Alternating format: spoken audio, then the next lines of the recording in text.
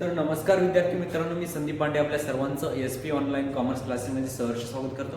तर महत्त्वाचं म्हणजे मागील लेक्चरमध्ये आपण अभ्यासलो होतं ट्रायल बॅलन्स वरील जो काही प्रॉब्लेम आहे तर तो एक फर्स्ट प्रॉब्लेम अभ्यासला होता. त्यानंतर आज आपण सेकंड प्रॉब्लेम अभ्यासणार आहोत, प्रॉब्लेम नंबर सेकंड. तर ट्रायल बॅलन्स प्रिपेअर करत असताना कशा प्रकारे ट्रायल बॅलन्सचा फॉर्मॅट आहे, त्यानंतर जे काही लेजर आहेत तर ते लेजरचं पोस्टिंग कशा प्रकारे ट्रायल बॅलन्समध्ये केलं जातं. तर सर्वप्रथम आपण ट्रायल बॅलन्सचं फॉर्मॅट बनवून घेऊया. मिस्टर राम अग्रे, तर इथं मिस्टर राम अग्रे, त्यामध्ये काय बनवायचं आहे, ट्रायल बॅलन्स कोणत्या डेटचा आहे, ॲज ऑन 31 मार्च 2011 चे 2011चा, ॲज ऑन 31/3/2011. तर फॉर्मॅट बनवत असताना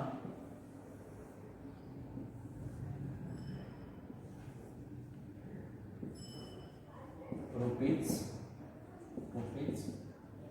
डेबिट साइड आणि क्रेडिट साइड. ओके, अशा पद्धतीने फॉर्मॅट झाला.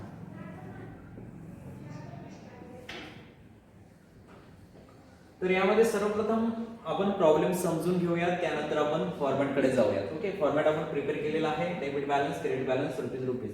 त्यानंतर मिस्टर रामेश्वर अग्रे यांचा आहे, यांच्या बुक मध्ये आपण आपल्याला एंटर करायचे आहे. त्यामुळे trial balance as on date 31/3/2011.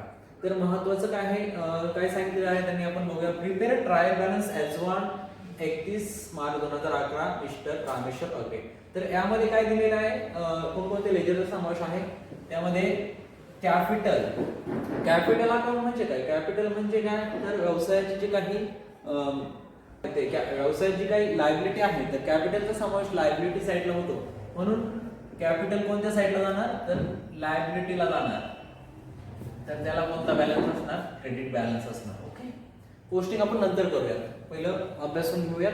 त्यानंतर काय, प्लॅन म्हणजे काय, तर व्यवसायाची प्लॅन ही ऍसेट आहे. ऍसेट कोणत्या साईडला जातो, ऍसेटला नेहमी बॅलन्स डेबिट बॅलन्स असतो.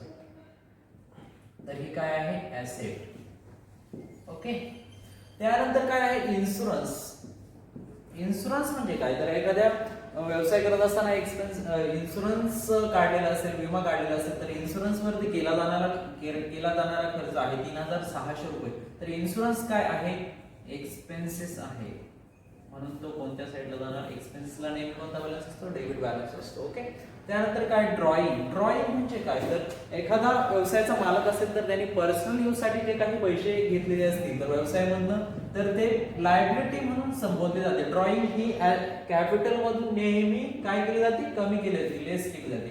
म्हणून लायबिलिटी साईडला जाणार ते, आणि लेस कॅपिटल म्हणून ते त्याला क्रेडिट बॅलन्स लायबिलिटी मधून कमी केली जाते. ओके, त्यानंतर जे काही मोटार फॅन आहे, मोटार फॅन ही काय आहे, ऍसेट आहे. मोटार फॅन ऍसेट आहे म्हणून त्याला ऍसेट आणि डेबिट बॅलन्स. ओके, त्यानंतर ओपनिंग स्टॉक म्हणजे काय, व्यवसाय सुरू करत असताना जो काही ओपनिंग स्टॉक आणलेला असेल, म्हणजे जे काही मटेरियल असेल, काही असेल, त्यामध्ये ओपनिंग स्टॉक मध्ये त्याचा समावेश होतो. त्याचा 14,000 रुपयाचा ओपनिंग स्टॉक आणला होता. स्टॉक हा आहे, तर स्टॉक ही आपली ऍसेट आहे, त्यामुळे ऍसेटला कोणता बॅलन्स येणार, डेबिट बॅलन्स येणार. ओके, त्यानंतर कॅश पण ही आपली ऍसेट आहे, तर कॅशला पण डेबिट बॅलन्स येणार. ओके, त्यानंतर वेजेस म्हणजे काय, वेजेस म्हणजे जे काही मजुरांना दिलेला खर्च आहे, म्हणजे ट्रेडिंग अकाउंट साइडला वेजेसचा समावेश होतो. तर मजुरांसाठी जो काही एक्सपेन्सेस केलेला आहे, खर्च केलेला आहे, मजुरी खर्च केलेला आहे, तर मजुरी खर्च म्हणजे काय, खर्च डेबिट साइडला येत असतो, त्यामुळे डेबिट बॅलन्स येणार. त्यानंतर डेटर्स म्हणजे काय, तर डेटर्स म्हणजे जे काही डेबिटर्स आहे, सन्ड्री डेबिटर्स मध्ये काय, ऍसेट साइडला येतात, म्हणून त्यांना डेबिट बॅलन्स आपण येतो.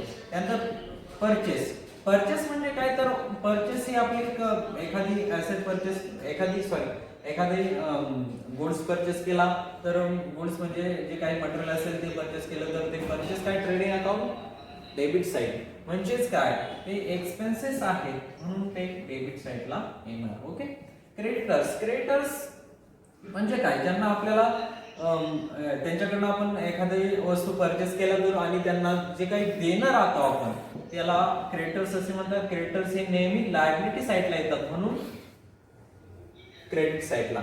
ओके. त्यानंतर लँड. लँड ही काय आहे आपली ऍसेट आहे. ऍसेट म्हणजे ऍसेट आलं तर डेबिट बॅलन्स. ओके.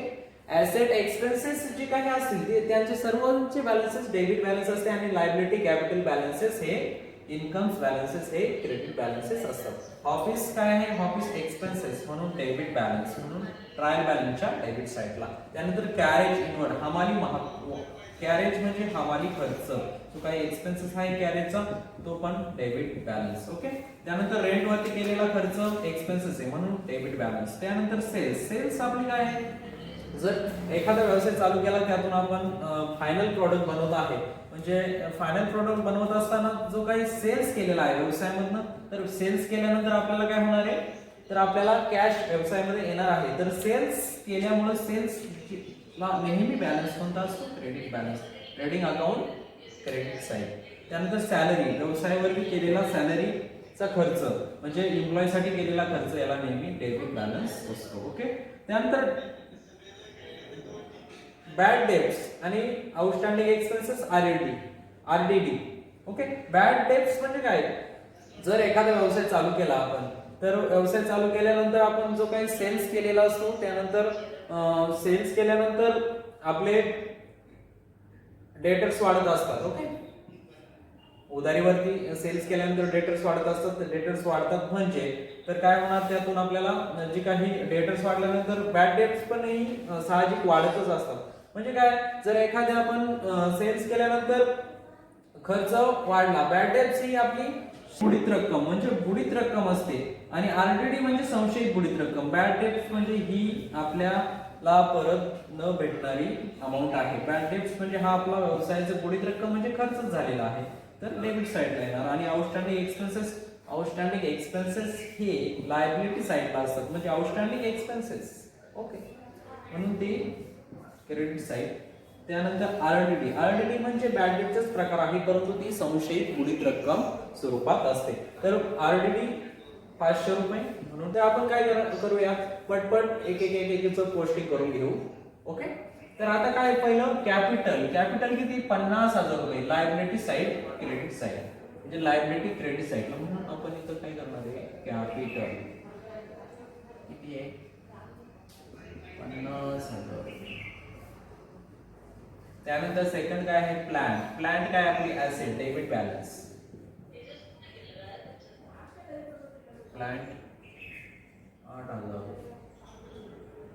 त्यानंतर इन्शुरन्स. इन्शुरन्स काय आपला एक्सपेन्सेस म्हणून डेबिट बॅलन्स. इन्शुरन्स 3,600 रुपये. त्यानंतर काय ड्रॉइंग. ड्रॉइंग काय आपली तर हे कॅपिटल मधनं लेस केलं तरी चालतं कॅपिटल वरती ऍडजस्टमेंट आहे म्हणून आपण काय करूया कॅपिटल आतमध्ये घेऊया 50,000 आणि लेस ड्रॉइंग. ड्रॉइंग किती आहे 4,000 रुपये म्हणून बाहेर 46,000. ओके. त्यानंतर काय आहे मोटार फॅन. मोटार फॅन काय आपली ऍसेट.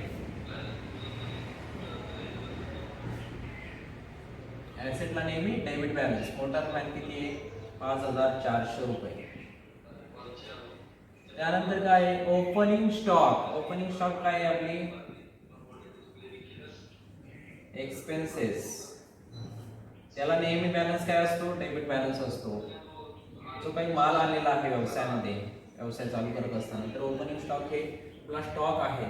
सॉरी ओपनिंग स्टॉक हा आपला एक्सपेन्सेस नसून तर स्टॉक आहे. तर स्टॉक हा ऍसेट आहे. ऍसेटला नेहमी कोणता बॅलन्स असतो डेबिट बॅलन्स 14,000 रुपये. ओके. त्यानंतर कॅश. कॅश ही काय आपली ऍसेट आहे म्हणून व्यवसाय चालू करत असताना कॅश आणलेली आहे. कॅश किती आणलेली आहे 1,200 रुपये म्हणून आपली ऍसेट 1,200 रुपये. ओके. त्यानंतर वेजेस. वेजेस हमाली वाहतूक खर्च. व्यवसाय करत असताना हमाली वाहतूक हमालांना खर्च दिले. वेजेस म्हणजे मजुरीवरती केलेला खर्च म्हणजे किती आहे तर तो 2,800 रुपये आहे 2,800 रुपये. ओके. त्यानंतर काय आहे डेबिटर्स म्हणजे काय, आपण सेल केल्यानंतर जे आपले काही डेटर्स आहेत तर ते डेटर्स वाढत असतात. म्हणजे उधारीवरती ज्यावेळेस सेल्स करतो तर डेटर्स ज्यावेळेस वाढतात तर ते आपल्याला पैसे येणे असतात. म्हणजे डेटर्स म्हणजे आपले जे काही आहे ज्यांच्याकडनं पैसे येणार आहेत ते डेटर्स, तर ते किती आहे 13,000 रुपये. तर डेबिट साईडला 13,000 रुपये.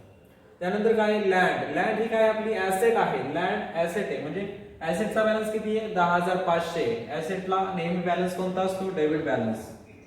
लँड किती अमाऊंट आहे 10,500 रुपये. ओके.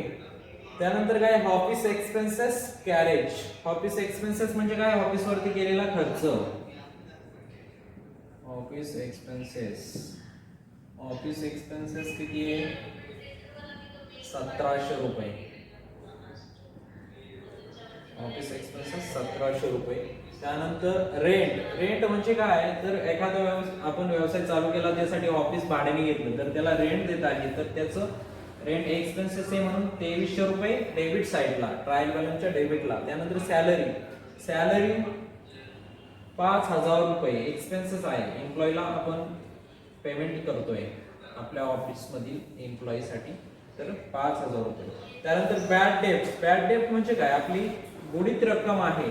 व्यवसाय करत असताना सेल्स केल्यानंतर क्रेडिट वरती सेल केल्यानंतर आपले 1,000 रुपये बुडीत रक्कम स्वरूपात झालेले आहेत त्यामुळे ते 1,000 रुपये आपले एक्सपेन्सेस म्हणून डेबिट साईडला. त्यानंतर सेल्स राहिलेला आहे आपला तर सेल्स हे काय आहे क्रेडिट बॅलन्स असतो. सेल्सला नेहमी कोणता बॅलन्स असतो क्रेडिट म्हणून सेल्स 28,500 रुपये. 28,500 रुपये. ओके. त्यानंतर काय राहिलेले आहे आउटस्टँडिंग एक्सपेन्सेसला नेहमी लायबिलिटी आहे आपली ती.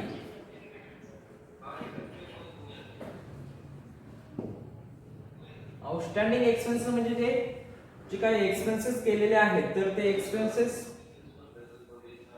मध्ये पण प्रकार असतात. तर प्रीपेड एक्सपेन्सेस म्हणजे आगाऊ केलेले एक्सपेन्सेस आणि आउटस्टँडिंग एक्सपेन्सेस म्हणजे जे काही एक्सपेन्सेस आहे तर ते आपल्याला देणे आहे लायबिलिटी आहे म्हणून ते आउटस्टँडिंग एक्सपेन्सेस 400 रुपये. त्यानंतर क्रेडिटर्स राहिलेला आहे तर क्रेडिटर्स लायबिलिटी साइडला क्रेडिटर्स किती 5,000 रुपये.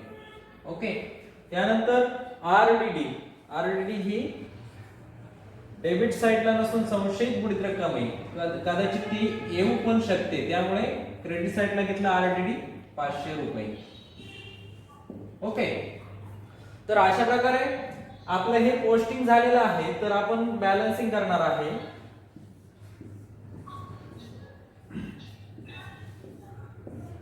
तर टोटल घ्यायची आहे तर क्रेडिट साइड टोटल घेऊया 46,000 प्लस 28,500 प्लस 400 प्लस 5,000 रुपये क्रेडिटर्स त्यानंतर प्लस 500 रुपये. तर याची टोटल आहे 84,400 रुपये. क्रेडिट साइडची टोटल काय आहे 84,400. तर डेबिट साइडची टोटल बघा 8,000 3,600 5,400 14,000 1,200 रुपये 2,800 रुपये 13,000 रुपये 10,500 17,000 रुपये 2,300 रुपये 500 रुपये 1,000 रुपये. तर याची पण टोटल आहे 84,400 रुपये. ओके. तर अशा प्रकारे आपण हा सेकंड प्रॉब्लेम बघितलेला आहे. ट्रायल बॅलन्स कशा प्रकारे बनवला जातो. तर प्रॉब्लेम काय आहे prepared trial balance as on 31 March 2011 mister Rameshwar agro. Okay. तर मिस्टर रामेश्वर आग्रेचा ट्रायल बॅलन्स त्यांनी बनवायला सांगितलेला आहे आणि ह्या ज्या काही लेजर्स आहेत तर हे लेजर्स त्यांनी दिलेले आहेत. तर आपण यामध्ये जे काही लेजर्स आहे लेजरचं पोस्टिंग कशा प्रकारे केले जातं हे आज आपण अभ्यासलेलं आहे. तर यामध्ये मिस्टर रामेश्वर आग्रेचा ट्रायल बॅलन्स बनवत असताना ट्रायल बॅलन्सचा फॉर्मॅट कशा प्रकारे आहे तर आपण ट्रायल बॅलन्सचा फॉर्मॅटही आपण बघितलेला आहे. तर ट्रायल बॅलन्स बनवत असताना डेबिट साइडला कोणकोणत्या लेजर जातात त्यानंतर क्रेडिट साइडला कोणकोणते लेजर जातात हे आपण बघितलेलं आहे. त्यानंतर आपण सेकंड स्टेप म्हणजे बॅलन्सिंग कशा प्रकारे केली जाते. डेबिट बॅलन्सचा टोटल आणि क्रेडिट बॅलन्सचा टोटल हे सारखा आहे. तर अशा प्रकारे हा आपला ट्रायल बॅलन्सचा सेकंड प्रॉब्लेम झालेला आहे, कम्प्लीट झालेला आहे. त्यानंतर कोणाला काही समस्या असेल तर नक्कीच तुम्ही कळू शकता कमेंट बॉक्समध्ये. आणि आपल्या चॅनलसाठी कोणी नवीन असेल तर नक्कीच सबस्क्राईब करा, शेअर करा, लाईक करा.